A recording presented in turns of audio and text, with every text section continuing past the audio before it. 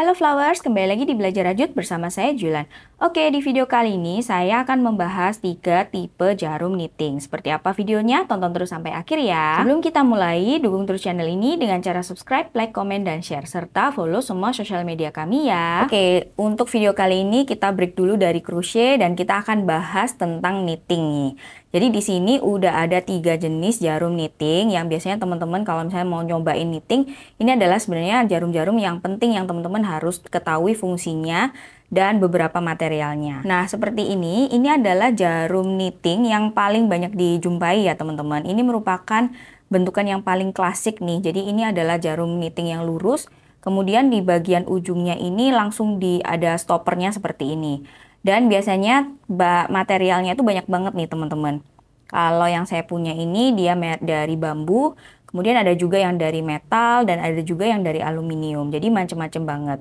Kemudian kalau misalnya menggunakan straight needle ini, sebenarnya kalau untuk teman-teman pemula itu bisa juga sih menggunakan ini. Tetapi kontranya kalau menurut pengalaman saya, ketika proyeknya teman-teman itu udah semakin panjang atau semakin besar, itu biasanya jarum ini jadi berat. Dan kalau kita knittingnya itu kadang suka jadi berat dan itu akan bikin tangan jadi sedikit cepat capek gitu ya teman-teman.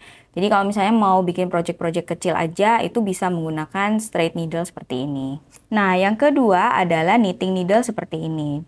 Jadi knitting needle yang circular seperti ini adalah sebenarnya knitting needle yang paling versatile atau yang paling bisa dibikin untuk segala macam project ya teman-teman. Kalau yang saya punya ini ada 2 versi sih sebenarnya. Kalau circular itu ada yang interchangeable, jadi ini bisa diganti-ganti ya antara jarum dan panjang dari senarnya. Atau ada juga itu yang fix, jadi dia udah nggak bisa diganti-ganti lagi, jadi dia stay seperti ini. Nah, pro-nya dari circular needle karena dia itu jarum yang sangat versatile ya. Jadi dia bisa bikin circular atau bisa bikin flat, itu bisa oke banget. Dan kemudian dia sangat mudah dibawa kemana-mana nih teman-teman. Jadi hasil knitting teman-teman itu akan aman di bagian senarnya seperti ini. Nah, kekurangannya adalah ketika kita mau bikin semacam round needle, round stitches seperti itu. Kalau misalnya senarnya itu terlalu panjang, itu biasanya ada space di bagian samping-sampingnya. Nah, itu adalah kekurangan menurut saya menggunakan circular jika senarnya itu bisa kepanjangan seperti itu. Jadi pastikan teman-teman kalau misalnya mau bikin circular needle, menggunakan circular needle itu mengukur dengan pasti panjang senarnya dan sesuaikan dengan project yang teman-teman mau bikin. Biasanya circular needle ini banyak sekali dipakai untuk project-project kecil nih teman-teman. Jadi kayak bikin kaos kaki, kemudian topi, kemudian lengan sweater atau lengan cardigan. Itu biasanya menggunakan knitting needle yang berbentuk circular ini. Tetapi bisa juga untuk flat knitting ya. Jadi cukup beragam sih menggunakan circular needle ini. Teman-teman bisa langsung cobain ya. Bahan-bahan circular needle ini juga banyak banget ya teman-teman. Selain tadi ada 2 tipe nih yang bisa diganti dan fix. Bahan-bahannya itu macam-macam banget. Jadi kalau ini ada yang dari metal, kemudian ada yang dari aluminium, ada yang dari bambu, dan kemudian ada juga yang dari kayu. Jadi teman-teman bisa langsung cobain aja dan sesuaikan dengan project yang teman-teman mau bikin ya. Dan yang ketiga ini adalah double pointed needle. Nah, double pointed needle ini biasanya terdiri dari satu setnya itu ada 5 jarum seperti ini. Dan di ujung-ujungnya ini dia tidak ada stoppernya seperti yang straight needle tadi ya teman-teman. Kegunaan dari double pointed needle ini biasanya adalah untuk membuat bentukan lingkaran ya teman-teman atau round knitting.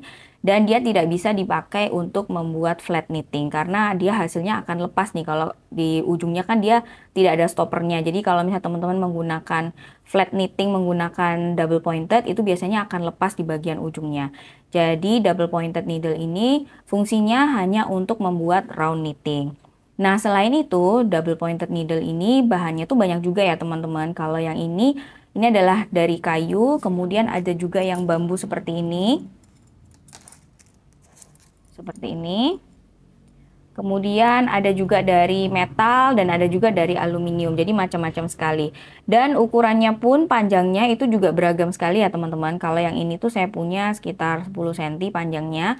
Biasanya untuk bikin round knitting yang kecil-kecil aja seperti mungkin kaos kaki atau mitten gitu ya, sarung tangan bayi. Jadi yang kecil-kecil bisa menggunakan ini.